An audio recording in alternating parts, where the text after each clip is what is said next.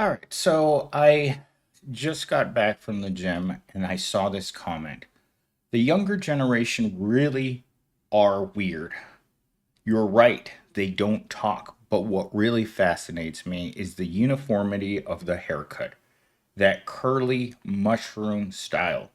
It's so weird. Believe me, I know what you guys are talking about. I've had several of these Gen Z men working for me over the past 3 years. They are cardboard cutouts of one another. That weird haircut, I don't know what it is, why it's so prevalent, who started it, or why they all wear it, but it is kind of cultish. Because I just walked through a gym full of young Gen Z, and every one of those dudes is wearing it. It is like I thought I was just imagining this, that I kept seeing, like I see it every day, right? Because I have one of them. And you're just kind of like, I even asked him, it's like, what do you got going on up there? And he's just like, what are you talking about? This is just my hair. And I'm like, okay.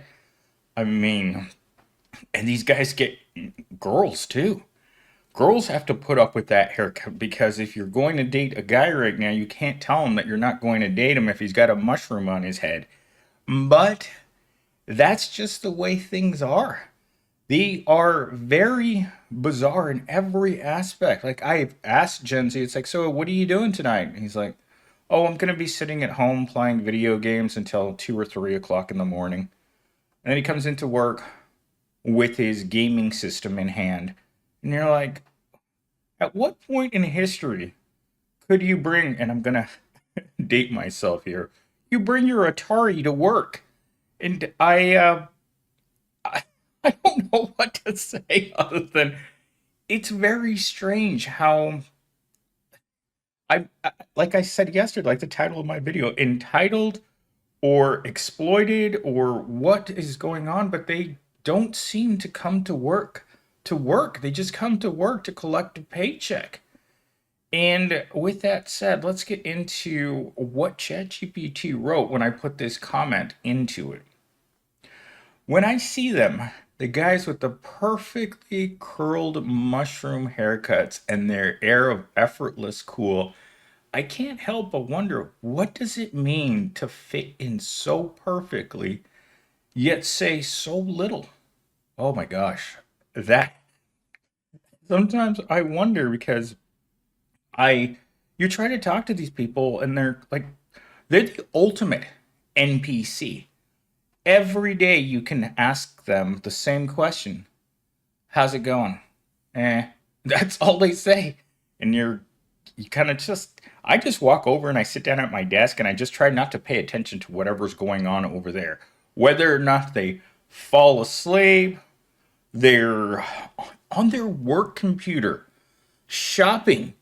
Like, who does that?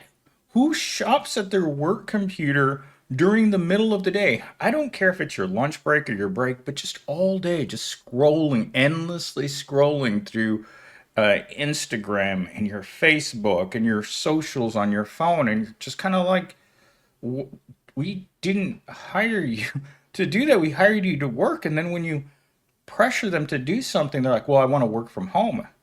And I've had to tell them at least 20 times, this isn't a work from home job. You're not allowed to go home and work. And so he'll call my boss's boss and say he wants to work from home. And because they don't want any problems with HR, they let him. And I'm just like, as long as I'm not there and I'm not responsible for it, if my boss's boss wants to say yes because he doesn't want a confrontation with him, I don't know what else to really do with them. Yesterday, the front office called me while I was out running office errands, and they're like, "We came to your office because we needed to talk to you, but there was no one there." And I'm like, "Wait a minute, it's 3 o'clock in the afternoon. What do you mean there's no one there?" And that's Gen Zero. They look around, they see that nobody's watching them, and then they're off. All right, so here we go. I'm not here to hate on the broccoli cuts or the oversized outfits. Honestly, I get it. If you're broke, you don't have the luxury of experimenting too much. You pick a style, you stick with it, and you hope it helps you blend in, or better yet, stand out just enough. But this haircut, this style, it's become so much more than just a look. Why does every guy under 25 look like he walked out of the same TikTok algorithm? And why, in a world where everyone is desperate to be different, does it seem like no one really is? I'm telling you, I've seen a lot of these guys, and they're just. I don't know if this generation just lacks creativity, or maybe when they go in to get their haircut, their stylist just gives them a regular. Like, I had that for 2 years. There's a great clips across the street from my house, and I would go in and I would tell the lady, hey, I want this. Every single time I went in, she gave me the same haircut. A almost to the skin, like a number one or number two clip on the sides, and just enough hair on top so it would take me, 2 to 3 months before I would need another haircut. And I'd walk out of there, and I mean, she was the sweetest woman I probably have met in my life. And when people ask me, why do you keep going back to this woman? Because not only is she's got like she is just absolutely built to perfection. Like, she may be a single mom, she may have done time in prison for, I'm not going to mention the crimes, but she was absolutely a 10 out of 10. And that's why I kept putting up with it, because for 5 to 10 minutes, I would sit there and I would just look at her. She would slice and dice my hair, and on the other end, I would just walk over to the Kroger's afterwards and be like, what the heck happened? And you just wait for months for it to come back. But maybe that's what it is. Maybe maybe hairstylists look at them and it's like, oh, mushroom haircut? All right, one more coming right up. Maybe it's not about individuality at all. Maybe it's about safety. In a time when everything feels chaotic, the economy, the climate, our futures, it's almost comforting to wear the same uniform as everyone else. It's like saying, hey, I'm one of you. Don't judge me. Don't single me out. But where does that leave someone like me? I can't afford to keep up with these trends, no matter how basic they might seem. The mushroom haircut might look simple, but the effort, the time, the products, the maintenance, it's out of reach for people like me. And you know what they're talking about, right? Getting your haircut every 10 days gets expensive. The average haircut right now is going, I'd say Great Clips charges about $25 plus tip. That sports cuts place is equal. It's like $30 for a men's haircut, and you multiply that times 3 times a month. That's not gonna be. That's not affordable for the average pro man. But they make it happen because I guess wearing a mushroom on your head has. You gotta have priorities in life. I used to think that fitting in was all about money. Like, if I just had enough to buy the right clothes or get my hair done the way everyone else does, maybe I wouldn't feel so invisible. But seeing everyone chase the same look, it made me wonder, is it even worth it? Uniformity feels safe, but it also feels hollow. If everyone's wearing the same look, who are we really dressing up for? Is it for ourselves, or is it for the some invisible approval we're all chasing? I get that. Yeah, I did my 4 year history degree in conformity during the Second War. And anywhere that you go where there are people who are looking to see how they should behave. For instance, there's a very famous experiment about conformity where they're conducting a some research. And so the researchers take one person on an elevator and they face him in the opposite direction that you should be facing, right? You should be facing the opening the door. So they put him in the back of the elevator. They face him towards the back of the elevator. And as people come in, they all do the same thing. They all start facing the back side of the elevator. In an experiment closer to my own home, I often look behind my apartment complex. I look out my window, and when one car, this is all it takes, it's just one car starts parking backwards. I'll look out there a few hours later, and they're all parked in backwards, like one after another. And just so that I don't fall into that trap, I will park my car right between them, facing forward, parking the front wheels into the parking spot, and I'll be the only one. All around me. You would think that my car parking forward would change the trend, but there's so many other people parking with their rears in first that everyone else does the same thing. And then the next day, I'll look around and everyone's parked in the same direction. It feels so much like penguins. One person moves in that direction and everyone. Then you cause a trend. And humans are very susceptible to this. And I don't know why, but I've seen it happen.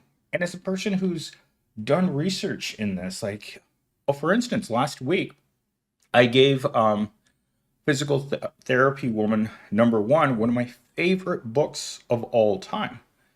And it's the Zimbardo book, the Lucifer Effect, in which Zimbardo at Stanford University took two groups of young men, randomly picked them up off the street, and took them to the basement of the psychology department.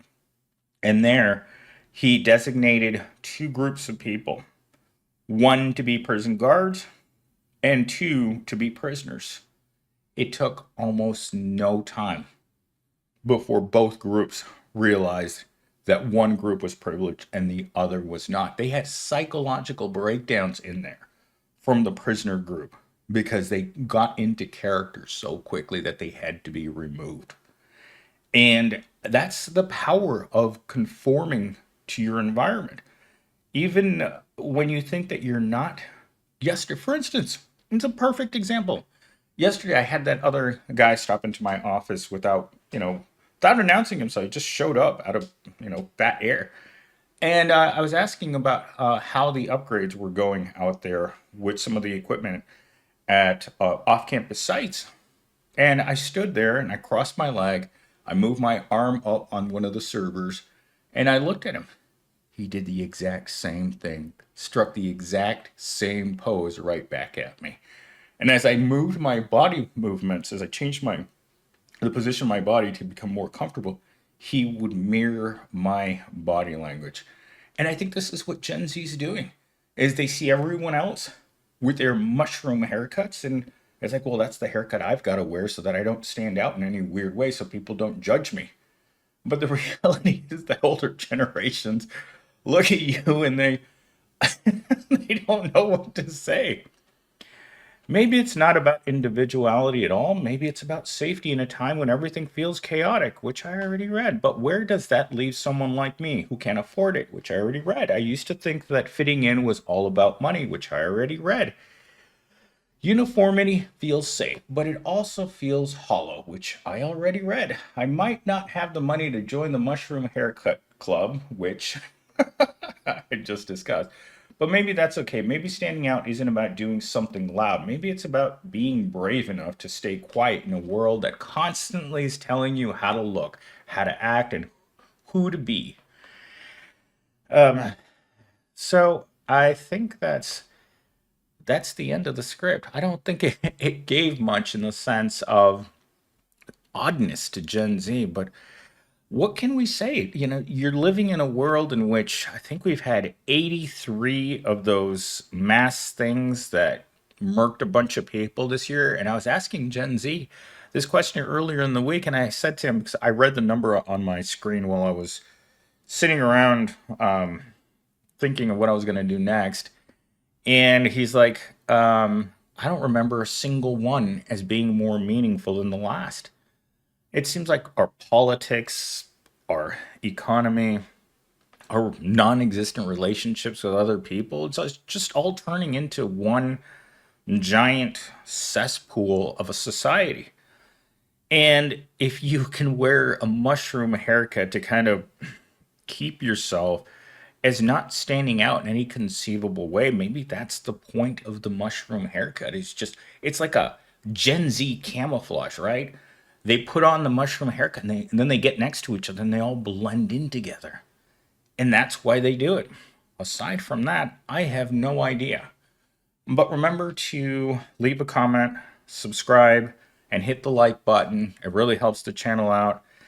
And if you have any other comments that you or video suggestions, please leave them down in the comments. And I am going to get ready to get on my bike and go out and live stream as soon as I'm done fixing up this video.